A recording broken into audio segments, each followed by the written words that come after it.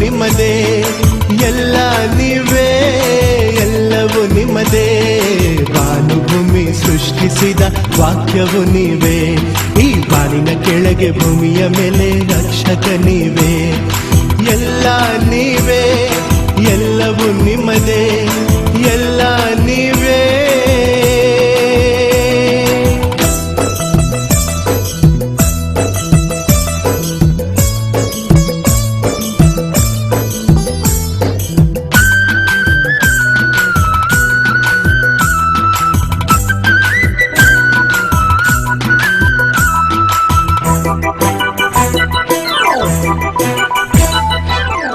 ನಾನು ನನ್ನದು ಎಂಬುದೇ ಸ್ವಾರ್ಥವು, ನನ್ನಲ್ಲಿರುವುದೆಲ್ಲ ನಿಮ್ಮ ಕರುಣೆಯು. ನಾನು ನನ್ನದು ಎಂಬುದೇ ಸ್ವಾರ್ಥವು, ನನ್ನಲ್ಲಿರುವುದೆಲ್ಲ ನಿಮ್ಮ ಕರುಣೆಯು. ನಾನು ಎಂಬುದೇ ನಾಶಕ್ಕೆ ಮೂಲವು, ನಾವು ಎಂದೊಡೆ ಭೂಮಿಯ ಸ್ವರ್ಗವು. ಎಲ್ಲ ನೀವೇ, ಎಲ್ಲವೂ ನಿಮ್ಮದೇ, ಎಲ್ಲ ನೀವೇ.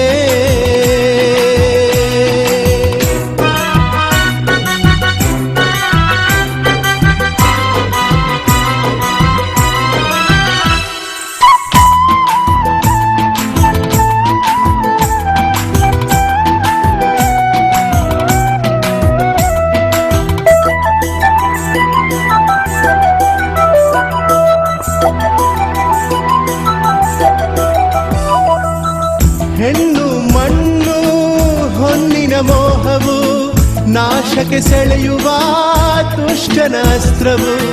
ಹೆಣ್ಣು ಮಣ್ಣು ಹೊನ್ನಿನ ಮೋಹವು, ನಾಶಕ್ಕೆ ಸೆಳೆಯುವ ದುಷ್ಟನ ಅಸ್ತ್ರವು.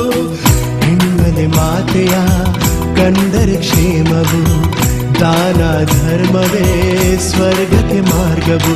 ಎಲ್ಲ ನೀವೇ, ಎಲ್ಲವೂ ನಿಮ್ಮದೇ, ಎಲ್ಲ ನೀವೇ.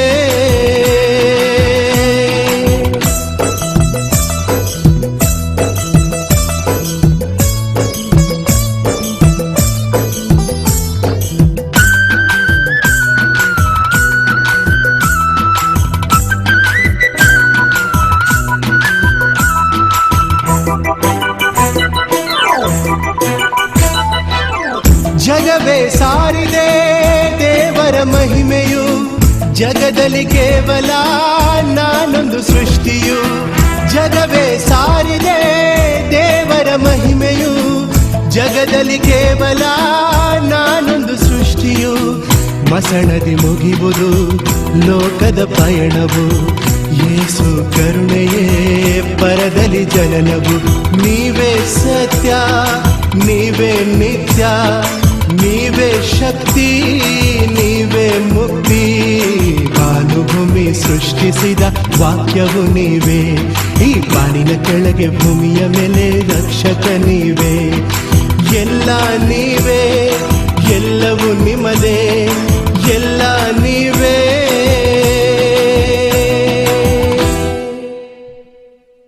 Praise the lord. ಹಲ್ಲೆಲೂಯಾ. ಯೇಸುವೇ ಸ್ತೋತ್ರ. ಯೋಹಾನನ ಶುಭ ಸಂದೇಶ 8ನೇ ಅಧ್ಯಾಯ ವಾಕ್ಯ 1-11. ಯೇಸು ಸ್ವಾಮಿ ಒಲಿವ್ ಗುಡ್ಡಕ್ಕೆ ಹೋದರು. ಮರುದಿನ ಮುಂಜಾನೆ ಅವರು ಮತ್ತೆ ಮಹಾದೇವಾಲಯಕ್ಕೆ ಬಂದರು. ಜನರು ಸುತ್ತಲೂ ಬಂದು ನೆರೆಯಲು ಯೇಸು ಕುಳಿತುಕೊಂಡು ಬೋಧಿಸತೊಡಗಿದರು. ಆಗ ಧರ್ಮಶಾಸ್ತ್ರಿಗಳು ಫರಿಸಾಯರು ಒಬ್ಬ ಹೆಂಗಸನ್ನು ಅಲ್ಲಿಗೆ ಕರೆತಂದರು.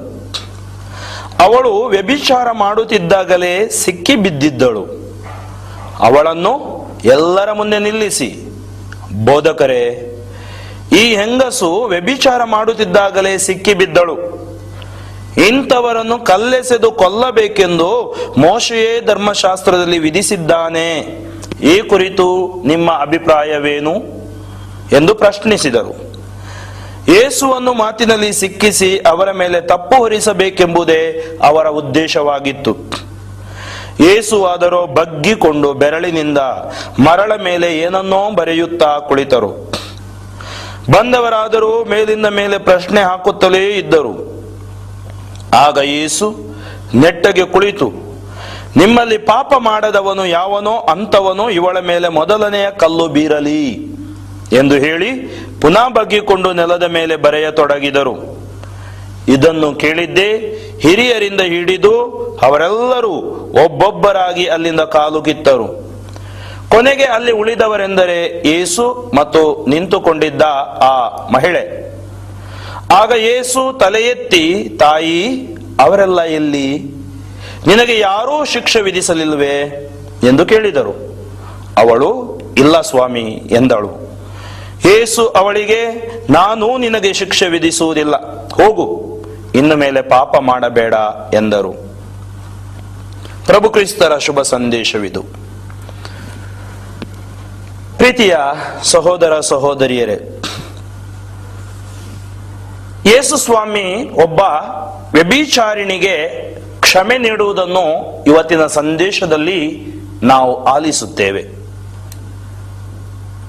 ಇವಳಾದ್ರೂ ಸಿಕ್ಕಾಕೊಳ್ದವರು ಅದೆಷ್ಟೋ ಮಂದಿ ಲೋಕದಲ್ಲಿ ಇಲ್ವಾ? ಇಂಥ ಪಾಪಕ್ಕೆ ಬಲಿಯಾಗಿ ಹೊರಗಡೆ ಸಾಚಾರಂತೆ ತೋರಿಸಿ ಜೀವಿಸುವವರು ಇಲ್ವಾ? ಯೇಸುವಿಗೆ ನಾಟಕ ಬೇಡ. ದೇವರು ನಾಟಕ ನೋಡಲ್ಲ.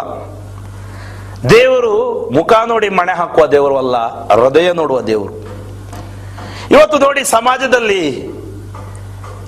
ಈ ಸಮಾಜದಲ್ಲಿ ಅತಿ ದೊಡ್ಡ ಪಾಪ ವ್ಯಭಿಚಾರ. ಹಿಂದಿನ ಕಾಲದಲ್ಲಿ ಒಂದು ಅನೈತಿಕ ಪುಸ್ತಕ ಸಿಗ್ಬೇಕಾದ್ರೆ ಬಾರಿ ಕಷ್ಟ ಇತ್ತು. ಈಗ ಮನೆ ಬಾಗಿಲಿನಲ್ಲೇ ಎಲ್ಲ ಸಿಗ್ತಾ ಇದೆ, ಮೊಬೈಲಲ್ಲೇ ಸಿಗ್ತಾ ಇದೆ, ವೆಬ್ಸೈಟ್ಗಳಲ್ಲೇ ಸಿಗ್ತಾ ಇದೆ. www.com ಯುವ ಪೀಳಿಗೆ, ಜನ, ಕುಟುಂಬ, ದಂಪತಿಗಳು ಮುರಿದು ಬೀಳ್ತಾ ಇದ್ದಾರೆ. ಮನುಷ್ಯ ಪ್ರಗತಿ ಸಾಧಿಸಿದ್ದಾನೆ. ಯಾವುದರಲ್ಲಿ? ದುಡ್ಡಿನಲ್ಲಿ, ಇಂಡಸ್ಟ್ರಿಯಲ್ಲಿ, ಆಧ್ಯಾತ್ಮಿಕತೆಯಲ್ಲಿ, ಕುಟುಂಬ ಜೀವನದಲ್ಲಿ. ಎಂಥ ಪಾಪಗಳು ನೋಡಿ!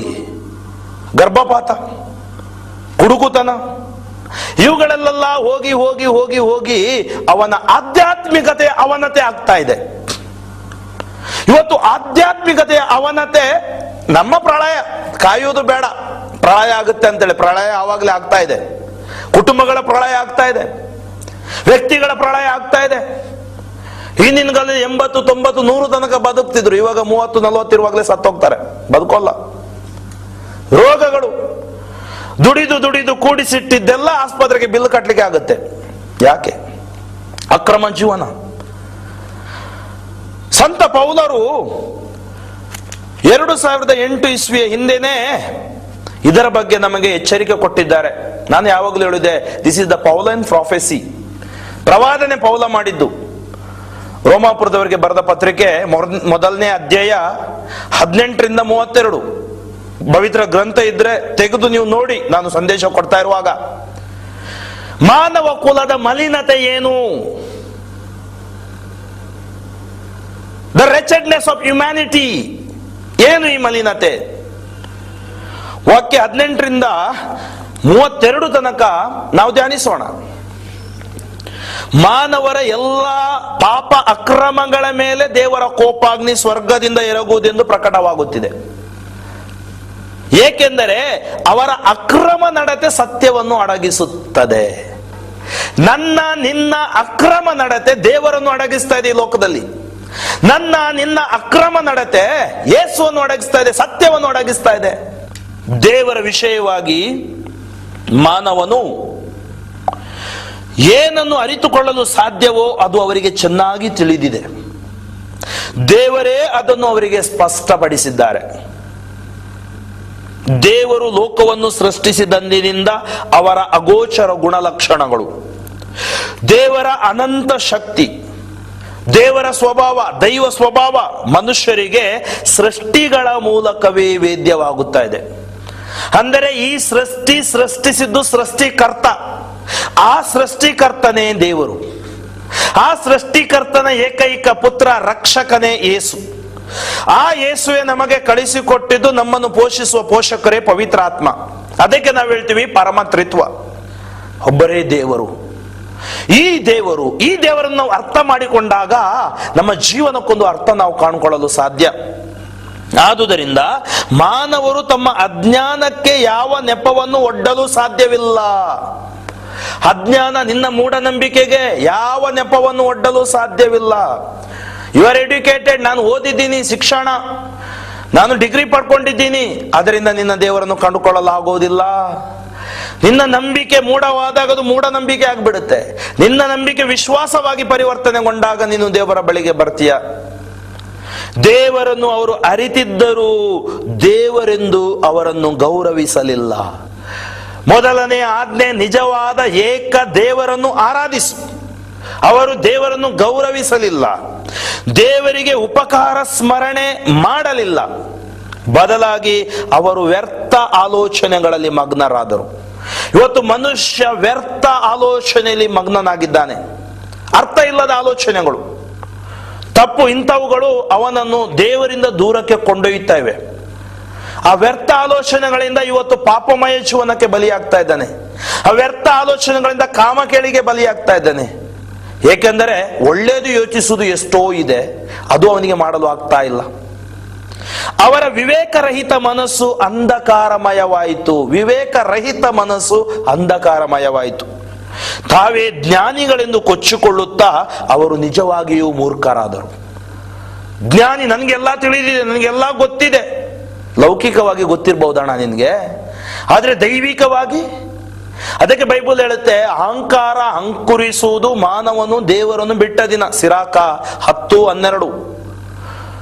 Pride is the blind guide. ಅಹಂಕಾರ ಪಡ್ಕೊಳ್ಬೇಡ.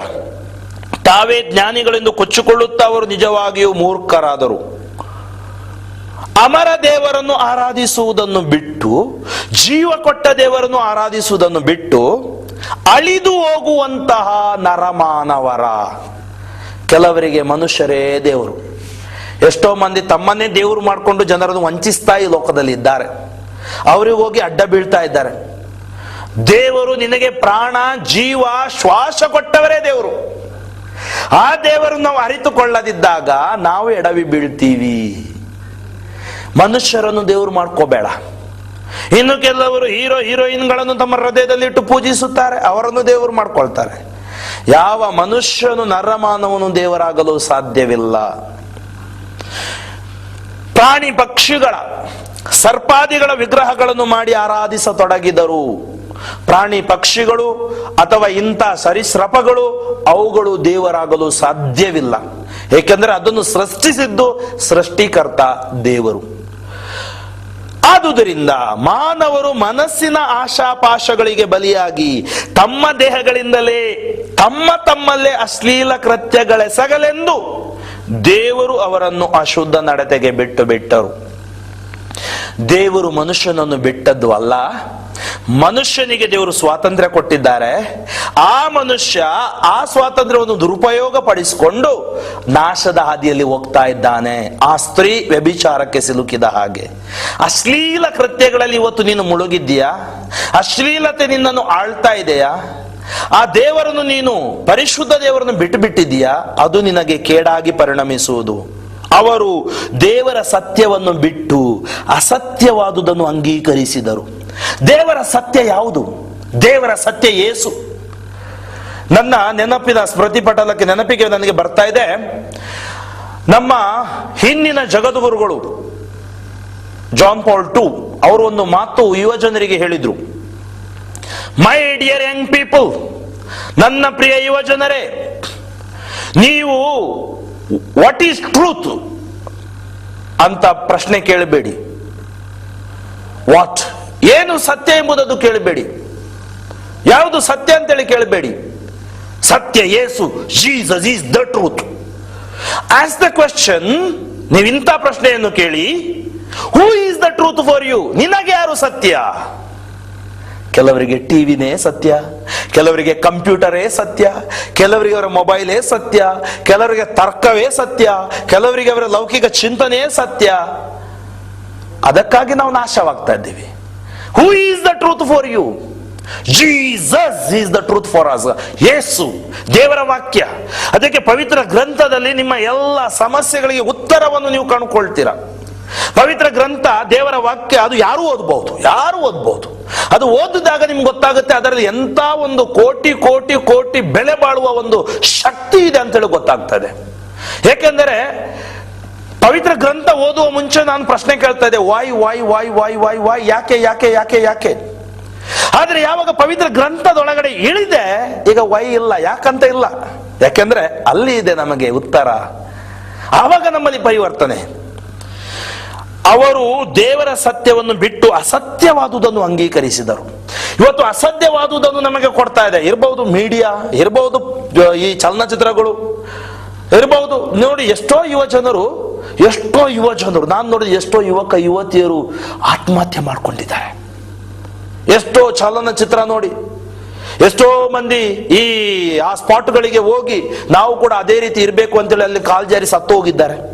ಯಾಕೆ? ಅದು ನಮ್ಮ ಮನಸ್ಸನ್ನು ಅಸತ್ಯವಾದುದನ್ನು ಅಂಗೀಕರಿಸಿದರು. ನಿನ್ನ ಮನಸ್ಸು ಯಾವುದನ್ನು ಅಂಗೀಕರಿಸಿದೆ? ಎಷ್ಟೋ ಬಾರಿ ನಾನು ಯೋಚಿಸುವುದಿದೆ, ನಮ್ಮ ಮಕ್ಕಳು ಅಥವಾ ಯುವ ಜನರು ಅಜ್ಞಾನಿಗಳು ಅಂತೇಳಿ ಅವರಿಗೆ ಕೇಳಿ, ಯಾವುದೇ ಸಿನಿಮಾ ಹಾಡುಗಳು ಕೇಳಿ ಅಥವಾ ಲೌಕಿಕವಾದವುಗಳು ಕೇಳಿ, ಎಂತ ಮೆಮೊರಿ ಪವರ್ ಇದೆ. ಸೀರಿಯಲ್ಗಳಲ್ಲಿ ಬರುವುದು ಕೇಳಿ, ಎಲ್ಲ ಮೆಮೊರಿ ಪವರ್ ಇದೆ. ಶಾಲೆದು ಓದ್ಲಿಕ್ಕೆ ಮಾತ್ರ ಮೆಮೊರಿ ಪವರ್ ಇಲ್ಲ ಇವರಿಗೆ. ಎಲ್ಲೋಯ್ತು ಮೆಮೊರಿ ಪವರ್? ಅಂದ್ರೆ ಅಸತ್ಯವಾದಗಳು ನಿಮ್ಮ ಮನಸ್ಸಿನೊಳಗಡೆ ಅಟ್ಯಾಕ್ ಮಾಡ್ಕೊಂಡಿವೆ, ಆಕ್ರಮಣ ಮಾಡಿಕೊಂಡಿವೆ. ಸೃಷ್ಟಿಕರ್ತನನ್ನು ಆರಾಧಿಸದೆ ಸೃಷ್ಟಿಯಾದ ವಸ್ತುಗಳನ್ನೇ ಆರಾಧಿಸಿ ಸೇವೆ ಸಲ್ಲಿಸಿದರು. ಸೃಷ್ಟಿಕರ್ತನನ್ನು ಆರಾಧಿಸದೆ ಸೃಷ್ಟಿಯಾದ ವಸ್ತುಗಳು, ಮರ, ಗಿಡ, ಕಲ್ಲು, ಲೌಕಿಕವಾದುಗಳು, ನಿನ್ನ ಅಹಂಕಾರ, ಗರ್ವ, ಸ್ವಾರ್ಥವನ್ನು ಅಥವಾ ನಿನ್ನದೇ ಆದ ಚಟಗಳನ್ನು, ಕುಡುಕುತನ, ದುಂದೌತಣ, ಇವುಗಳನ್ನು ಆರಾಧಿಸಲು ಮೊದಲ ಸ್ಥಳ ಯಾವುದಕ್ಕೆ ಕೊಟ್ಟಿದೆಯಾ ಅದಕ್ಕೆ ಸೇವೆ ಸಲ್ಲಿಸಿದರು. ಸರ್ವಕಾಲಕ್ಕೂ ಸೃಷ್ಟಿಕರ್ತರೊಬ್ಬರಿಗೆ ಸ್ತುತಿ ಸ್ತೋತ್ರ ಸಲ್ಲತಕ್ಕದ್ದು. ಆಮೆನ್. ವಾಕ್ಯ 26. ಮಾನವರು ಈ ರೀತಿ ವರ್ತಿಸಿದ್ದರಿಂದಲೇ ದೇವರು ಅವರನ್ನು ಬಿಟ್ಟು ಬಿಟ್ಟರು. ಅವರನ್ನು ತುಚ್ಛವಾದ ಕಾಮಾಭಿಲಾಷೆಗೆ ಬಿಟ್ಟು ಬಿಟ್ಟರು. ನಾನು ಮತ್ತೊಮ್ಮೆ ಹೇಳ್ತಾ ಇದ್ದೀನಿ, ದೇವರು ಬಿಟ್ಟು ಬಿಟ್ಟಿಲ್ಲ. ಪವಿತ್ರ ಬರಹಗಾರ ಬರೆಯುವಾಗ ಹೀಗೆ ಬರೀತಾನೆ, ಅಂದರೆ ಮನುಷ್ಯ ದೇವರನ್ನು ಬಿಟ್ಟ. ಅವನ ಸ್ವಾತಂತ್ರ್ಯವನ್ನು ಅವನು ದೇವರನ್ನು ಬಿಟ್ಟು ದೂರ ಹೋಗ್ತಾ ಇದ್ದಾನೆ. ನನಗೆ ಸ್ವಾತಂತ್ರ್ಯವಿದೆ ಅಂತೇಳಿ. ಅವರ ಸ್ತ್ರೀಯರು ಸ್ವಾಭಾವಿಕವಾದ ಭೋಗವನ್ನು ತೊರೆದು ಸ್ವಭಾವಕ್ಕೆ ವಿರುದ್ಧವಾದ ಕಾಮಕೃತ್ಯಗಳನ್ನು ಮಾಡಿದರು. ಲೆಸ್ಬಿಯನಿಸಂ, ಸ್ತ್ರೀ ಒಟ್ಟಿಗೆ ಒಂದಾಗುವುದು ಕಾಮದಾಹಕ್ಕಾಗಿ.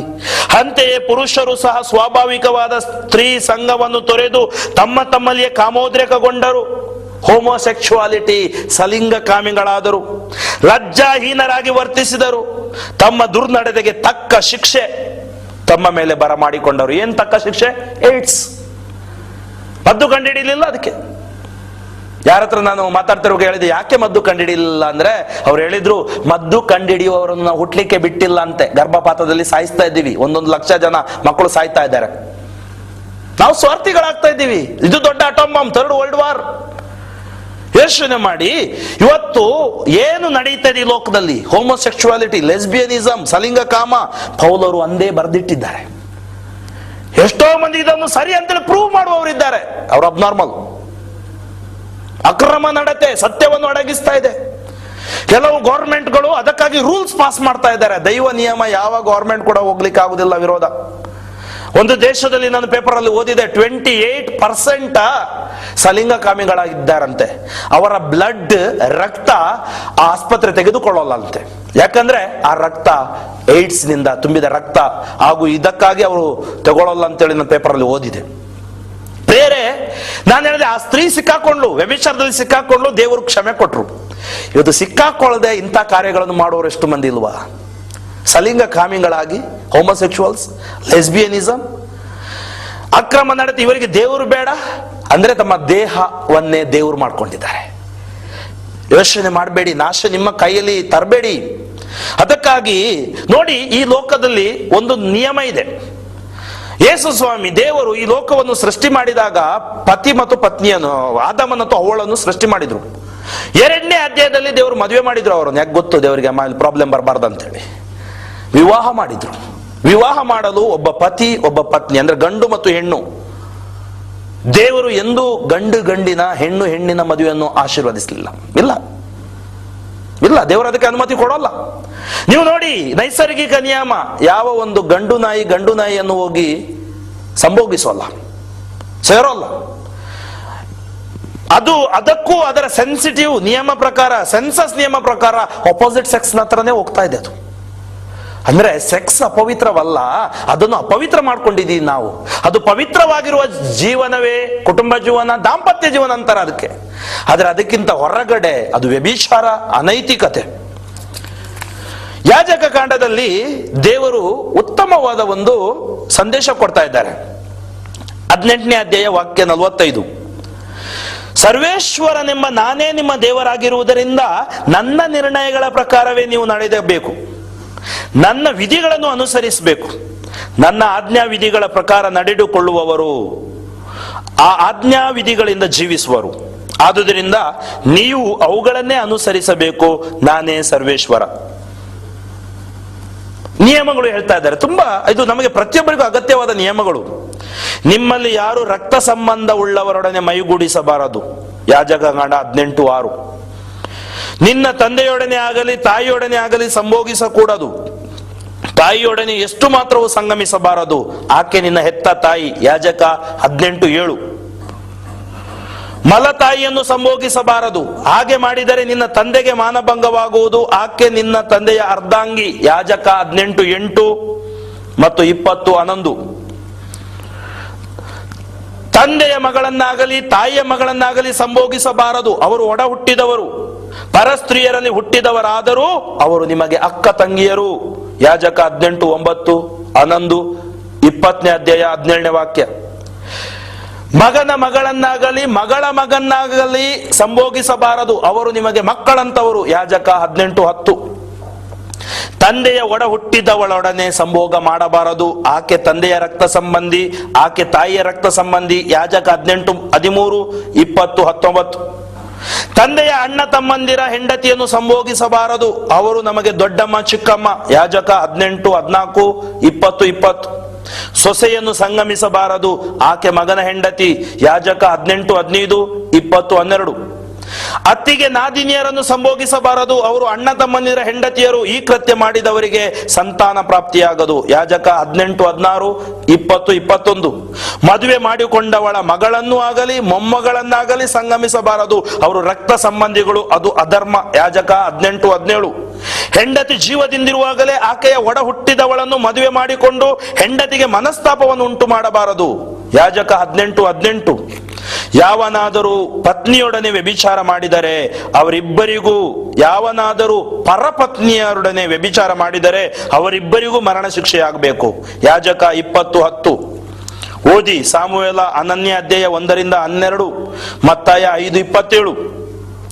ಸ್ತ್ರೀಯನ್ನು ಸಂಗಮಿಸುವಂತೆ ಪುರುಷನನ್ನು ಸಂಗಮಿಸಬಾರದು, ಅದು ಏಸಿಗೆಯಾದುದು. ಯಾಜಕ 18:22. 1 ಕೊರಿಂಥ 6, 9, 10 ಹೇಳುತ್ತೆ, ದುರಾಚಾರಿಗಳು, ವಿಗ್ರಹಾರಾಧಕರು, ವ್ಯಭಿಚಾರಿಗಳು, ಸಲಿಂಗಕಾಮಿಗಳು, ಕಳ್ಳರು, ಲೋಭಿಗಳು, ಕುಡುಕರು, ಪರನಿಂದಕರು, ಸುಲಿಗೆಗಾರರು ದೇವರ ಸಾಮ್ರಾಜ್ಯಕ್ಕೆ ಬಾಧ್ಯರಲ್ಲ. ಇನ್ನೊಂದು ನಿಯಮ ಹೇಳ್ತಾ ಇದೆ, ಪ್ರಾಣಿ ಸಂಘ ಘೋರ ಪಾಪ, ಬೆಸ್ಟಿಲಿಟಿ ಅಂತಾರೆ. ಇದು ಕೂಡ ವೆಬ್ಸೈಟ್ಗಳಲ್ಲಿ ನಿಮಗೆ ಸಿಗ್ತಾ ಇದೆ ಇವತ್ತು. ಪ್ರಾಣಿ ಸಂಗಮವನ್ನು ಮಾಡಿ ಅಶುದ್ಧವಾಗಬಾರದು. ಯಾಜಕ 18:23. ಯಾವನಾದರೂ ಪ್ರಾಣಿ ಸಂಘ ಮಾಡಿದರೆ ಅವನಿಗೆ ಮರಣ ಶಿಕ್ಷೆಯಾಗಬೇಕು. ಯಾಜಕ 20:15. ಪಾಪದ ಸಂಬಳ ಮರಣ. ರೋಮಾಪುರದವರಿಗೆ ಬರೆದ ಪತ್ರಿಕೆ 6:23. ಯಾಕೋಬ 1:14-15 ಹೇಳ್ತಾ ಇದೆ, ಮಾನವರು ಪ್ರಲೋಭನೆಗೆ ಒಳಗಾಗುವುದು ತನ್ನ ದುರಿಚ್ಛೆಯಿಂದಲೇ. ಅದು ಅವನನ್ನು ಆಕರ್ಷಿಸಿ ಮರಳುಗೊಳಿಸುತ್ತದೆ. ದುರಿಚ್ಛೆಯು ಗರ್ಭಧರಿಸಿ ಪಾಪಕ್ಕೆ ಜನ್ಮವೀಯುತ್ತದೆ. ಪಾಪವು ಪೂರ್ತಿಯಾಗಿ ಬೆಳೆದು ಮರಣವನ್ನು ಹಡೆಯುತ್ತದೆ. ಪರಿಶುದ್ಧ ದೇವರ ಮಕ್ಕಳು ನಾವು ಪರಿಶುದ್ಧರಾಗಿರಬೇಕು. ದೇವರ ವಾಕ್ಯ ನಮಗೆ ಪರಿಶುದ್ಧತೆಯ ಹಾದಿಯನ್ನು ತಿಳಿಸಿಕೊಡುತ್ತದೆ. ಯೇಸುವೇ ಪರಿಶುದ್ಧತೆಯ ಹಾದಿ. ಪ್ರತಿನಿತ್ಯ ಅದನ್ನು ಓದಿ ಧ್ಯಾನಿಸಿದಾಗ ಪರಿಶುದ್ಧರಾಗುತ್ತೇವೆ. ಲೈಂಗಿಕತೆ ಶಾಪವಲ್ಲ, ಪಾಪವಲ್ಲ, ಅದೊಂದು ದೇವರ ವರದಾನ. ಅದರ ಸದ್ಬಳಕೆಯಾಗಬೇಕು. ದಾಂಪತ್ಯ ಜೀವನದಲ್ಲಿ ಮಾತ್ರ ಅದರ ಸದ್ಬಳಕೆಯಾಗುತ್ತದೆ. ಅದೇ ದೇವರ ಯೋಜನೆ ಕೂಡ. ದೇವರು ಸೃಷ್ಟಿ ಮಾಡಿದ್ದು ಪ್ರೇಮವನ್ನು, ಆದರೆ ಮನುಷ್ಯನ ಪಾಪದ ಪರಿಣಾಮ ಅದು ಕಾಮವಾಯಿತು. ಸಮಾಜದಲ್ಲಿ ನಾವೆಂದು ದಾಂಪತ್ಯ ಕಾಮವೆಂದು ಯಾರೂ ಹೇಳೋಲ್ಲ, ದಾಂಪತ್ಯ ಪ್ರೇಮವೆಂದು ಹೇಳುತ್ತಾರೆ. ಒಬ್ಬ ವ್ಯಕ್ತಿಯು ಸ್ತ್ರೀಯೊಡನೆ ಲೈಂಗಿಕ ಸಂಪರ್ಕವನ್ನು ಇಟ್ಟುಕೊಳ್ಳದಿರುವುದು ಒಳ್ಳೆಯದು. ಲೈಂಗಿಕ ಪ್ರಲೋಭನೆಗಳು ಪ್ರಬಲವಾಗಿರುವುದರಿಂದ ಪ್ರತಿಯೊಬ್ಬನಿಗೂ ಸ್ವಂತ ಸತಿ ಇರಲಿ, ಪ್ರತಿಯೊಬ್ಬಳಿಗೂ ಸ್ವಂತ ಪತಿ ಇರಲಿ. ಪತಿಯಾದವನು ತನ್ನ ಸತಿಗೆ ಸಲ್ಲತಕ್ಕ ದಾಂಪತ್ಯ ಕರ್ತವ್ಯಗಳನ್ನು ನೆರವೇರಿಸಲಿ. ಅಂತೆಯೇ ಸತಿಯಾದವಳು ತನ್ನ ಪತಿಗೆ ಸಲ್ಲತಕ್ಕ ದಾಂಪತ್ಯ ಕರ್ತವ್ಯಗಳನ್ನು ನೆರವೇರಿಸಲಿ. ಕಾಮ ತಾಪದಿಂದ ಬೆಂದು ಹೋಗುವುದಕ್ಕಿಂತಲೂ ಮದುವೆ ಮಾಡಿಕೊಳ್ಳುವುದೇ ಲೇಸು.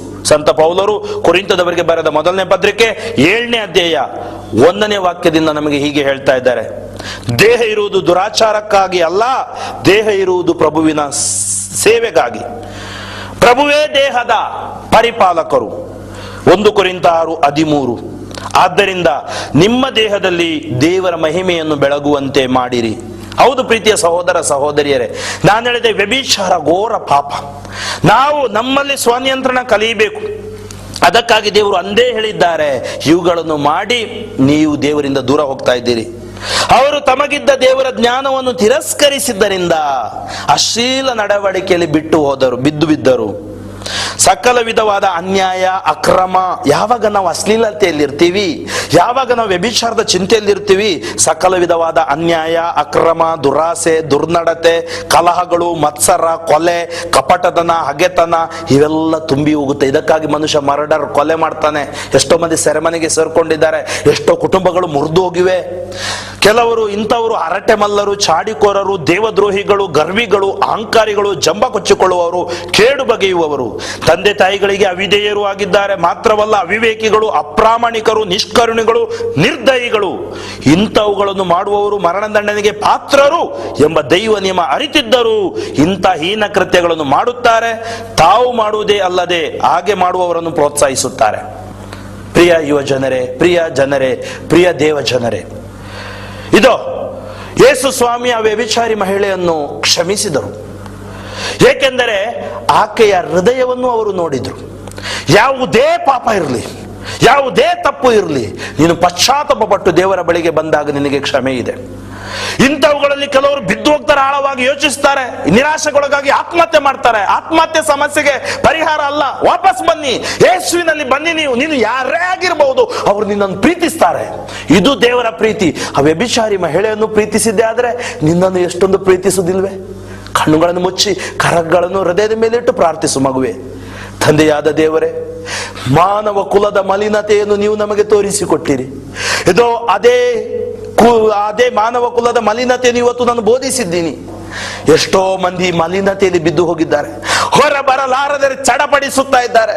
ಇದೋ ಸ್ವಾಮಿ, ನಿಮಗೆ ಬೇಕು ನಮ್ಮ ಬಾಹ್ಯ ಜೀವನ ಮಾತ್ರವಲ್ಲ, ಆಂತರಿಕ ಜೀವನ. ಇವತ್ತು ನಮಗೆ ಆಂತರಿಕ ಸೌಖ್ಯ ಕೊಡಿರಿ, ಆಂತರಿಕ ಬಲ ಕೊಡಿರಿ. ಆಂತರಿಕವಾಗಿ ಯಾರಿಗೂ ಗೊತ್ತಿಲ್ಲದಂತೆ ನಾವು ಮಾಡಿದ ತಪ್ಪುಗಳಿಂದ ನಮಗೆ ಬಿಡುಗಡೆ ಕೊಡಿರಿ. ಸೈತಾನನ ಮುಷ್ಟಿಯಲ್ಲಿ ಸಿಲುಕದಂತೆ ಯೇಸುವೆ, ನಾವಲ್ಲಿ ನಾಶವಾಗದಂತೆ ನಮಗೆ ನಿತ್ಯ ಜೀವವನ್ನು ಕರುಣಿಸಿರಿ. ಆ ವ್ಯಭಿಚಾರಿ ಸ್ತ್ರೀಗೆ ಹೊಸ ಶಕ್ತಿ ಕೊಟ್ರಿ, ಹೊಸ ಜೀವನ ಕೊಟ್ರಿ. ನನಗೂ ಹೊಸ ಜೀವನ ಕೊಡಿರಿ. ನನ್ನೆಲ್ಲ ಪಾಪಗಳನ್ನು ನಿಮ್ಮ ರಕ್ತದಿಂದ ತೊಳೆದು ಶುದ್ಧೀಕರಿಸಿರಿ. ನನ್ನ ದೇಹ ಮನಸ್ಸು ಪರಿಶುದ್ಧವಾಗುವಂತೆ ಪವಿತ್ರಾತ್ಮರಿಂದ ನನ್ನನ್ನು ತುಂಬಿರಿ ಸ್ವಾಮಿ. ಯೇಸು ನಾಮದಲ್ಲಿ ನಿಮ್ಮೊಳಗಡೆ ಇರುವ ಅಂಧಕಾರ ಶಕ್ತಿಗಳು, ಬಂಧನಗಳು, ಇಂಥ ಅಶ್ಲೀಲ ಕೃತ್ಯಗಳು ಯೇಸು ನಮ್ಮಲ್ಲಿ ಸುಟ್ಟು ಬೂದಿಯಾಗಲಿ. Touch, anoint, heal, deliver in the name of Jesus I pray, amen. ಯಾಕ್ರೋ ಸತ್ತ ಹೆಣಗಳಾಗಿ ನಿಂತಿದ್ದೀರಲ್ಲ? ಸತ್ತೋಗ್ಬಿಟ್ಟಿದೀವಿ ಬುದ್ಧಿ. ಎಲ್ಲಾ ಕಡೆ ಸಾವಿನ ಸುದ್ದಿ, ಬಾಂಬ್ ಅಂತೆ, ಸುನಾಮಿ ಅಂತೆ, ಇನ್ನೇನು ಜಾತಿ ಗಲಭೆ ಅಂತೆ ಬುದ್ಧಿ. ಅಲ್ಲಿ ಗುದ್ದಾಟ, ಇಲ್ಲಿ ಗುದ್ದಾಟ, ಏಡ್ಸ್ ಅಂತ ರೋಗಗಳು. ಕೇಳಿ ಕೇಳಿ ಭಯದಿಂದ ಸಾಕಾಗ್ಬಿಟ್ಟಿದೆ. ಅದು ಅಂತಿಂತ ಭಯ ಅಲ್ಲ, ಮರಣ ಭಯ. ಮರಣಕ್ಕೆ ಹೆದರ್ತೀರಾ? ಧೀರ ಒಮ್ಮೆ ಮಾತ್ರ ಸಾಯ್ತಾನ್ ಕಣೋ. ಹೇಡಿಗಳು ಪ್ರತಿದಿನ ಸಾಯ್ತಾರ ಕಣೋ. ಮಾನವನಾಗಿ ಪ್ರಪಂಚದಲ್ಲಿ ಹುಟ್ಟಿ ಬಂದ ಮೇಲೆ ಒಂದು ಸಾವು ಇದ್ದದ್ದೇ ಕಣೋ. ಇಲ್ಲಿ ಸತ್ತಾಗ ಅಲ್ಲಿ ನಿತ್ಯ ಜೀವ. ಇಲ್ಲಿರುವುದು ಸುಮ್ಮನೆ, ಅಲ್ಲಿರುವುದು ನಮ್ಮ ಮನೆ.